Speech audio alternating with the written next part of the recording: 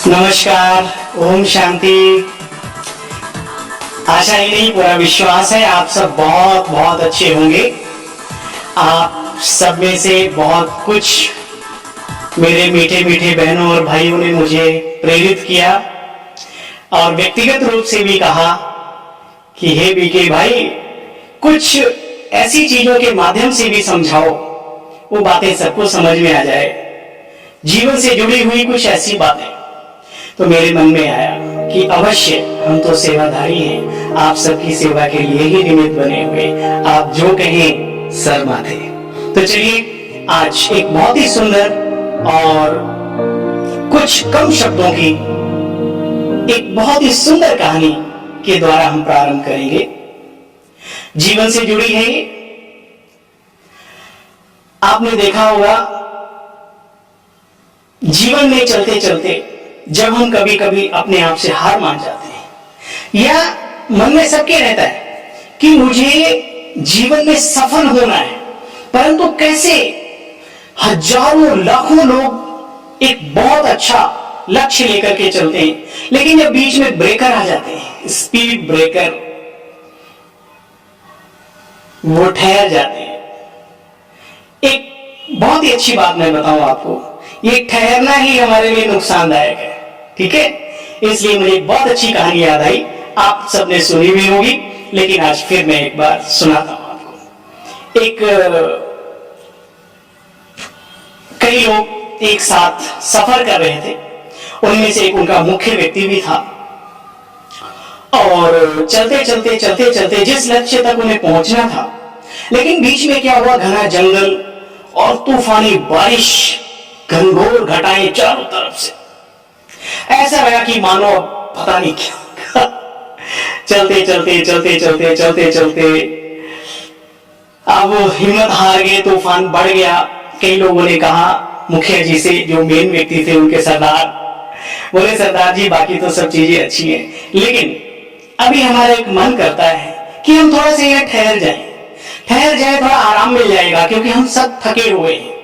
तो सरदार बहुत समझदार था, उसने कहा नहीं, ठहरना मना है। क्या ठहरना मना है?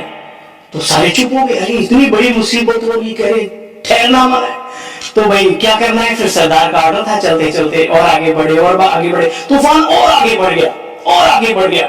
अब जो उनके वाहन थे, वाहन चालक थे, वो भी परेशान कि अब क्या करें, कैसे करें, अब ये साहब को कैसे समझाएं। हाँ, सारे उल्टा वाइब्रेशंस, जो भी इर्द गिर्द, जो भी प्रकृति के साथ जो सहयोगी है, वो भी अरे नहीं ठहर जाओ, अरे मरना है क्या आगे जाके। लेकिन वो सरदार ने कहा नहीं, ठहरना मना है। क्या ठहरना मना है? ये शब्द याद रखना, ठहरना मना है। चलने का नाम जिंदगी है, रुकना तो मौत के समान है। अच्छा भाई, चलते रहे। फिर क्या हुआ, अचानक आगे क्या देखते हैं, माहौल खुशनुमा, बादल हटे हुए, बहुत ही खुशनुमा सूर्य निकला हुआ, बहुत ही सुंदर वातावरण और बहुत ही अच्छा। तो जब वहां पहुंच गए तो सबके चेहरे खिल गए, अरे वाह, बड़ी मुसीबत से हम पार हो गए, वाह, गुड, वेरी गुड। तो इतने में सरदार ने ऐलान किया, भाई ठहरो। अरे सर आप क्या बात कर रहे हो, ठहरो, अब कोई ठहरने का वक्त थोड़ी है। बोला नहीं भाई, आप सब थक गए होंगे, आप ठहर जाओ, अपने अपने पतीले निकालो, गटरियां निकालो, खाने पीने का जो भी बादाम शदाम रोटी जो कुछ भी है भाई, यही पिकनिक करेंगे, फिर आगे चलेंगे। तो कुछ लोग बड़े समझदार थे, बोले ये कैसा आदमी है। बोले सर मैं आपसे बात पूछना चाहता हूँ, आपको जवाब देना होगा। बोला हाँ, क्यों नहीं, बहुत जॉली नेचर का था। बताइए क्या बात है। बोला हम सब ने आपको कहा ठहरो, और आप वहां ठहरे नहीं, और जब चलने का वक्त आया तो कह रहे आप ठहर जाओ। बोला देखो, ये जीवन का एक बहुत बड़ा सबक है। जिंदगी में जब भयंकर तूफान, भयंकर परिस्थितियों की बारिश, चारों तरफ से घनघोर विपरीत परिस्थितियों के बादल काले छाए हों, अगर आप ठहर गए, समझे, जम जाएंगे वहां पे।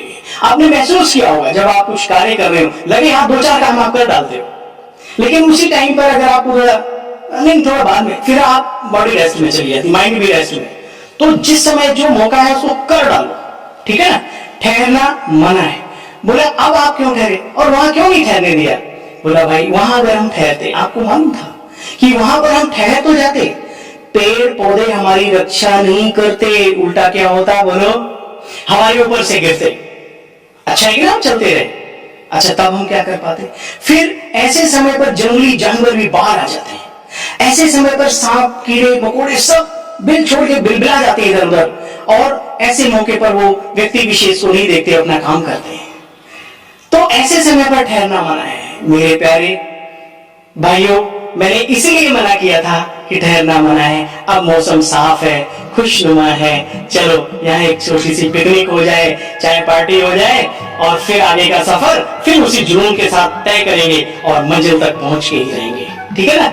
ये बोनापार्ट नेपोलियन की भी कहानी अगर आपने सुनी होगी, इसी से लागू होती है कि वो बोनापार्ट पर्वत चढ़ रहा था, जो कोई भी चढ़ नहीं पाया था। उसका नाम ही बोनापार्ट इसलिए पड़ा था। लेकिन उसका एक वो था कि मुझे चढ़ना है। सारे लोग कह रहे कैसे सर कैसे कैसे चढ़ सकते हैं? तो उसने कहा नहीं, ये सामने ही तो है। यानी कि बोनापार्ट, जो बोनापार्ट पर्वत था, उसको क्रॉस भी कर गया। ठीक है, तो सैनिकों को पता ही नहीं पड़ा कि मैं क्रॉस भी कर गया। एक बहुत बड़ी चीज है जीवन में, ये सीखना है हमें। जब जीवन में विपरीत परिस्थितियां घेर रही हो, ऐसा कुछ हो, उस समय पर एक शब्द याद रखना, जीवन में ठहरना मना है। आपको मालूम नहीं है, चंद मिनटों के बाद, चंद कदमों को चलने के बाद आपके साथी सहयोगी अनेक बनने वाले हैं। आपको खुशनुमा मौसम मिलने वाला है, आपको लक्ष्य की प्राप्ति होने वाली है। ठीक है, तो आज की कहानी में बस इतना ही। ठहरना मना है। क्या? ठहरना मना है, ठहरना मना है।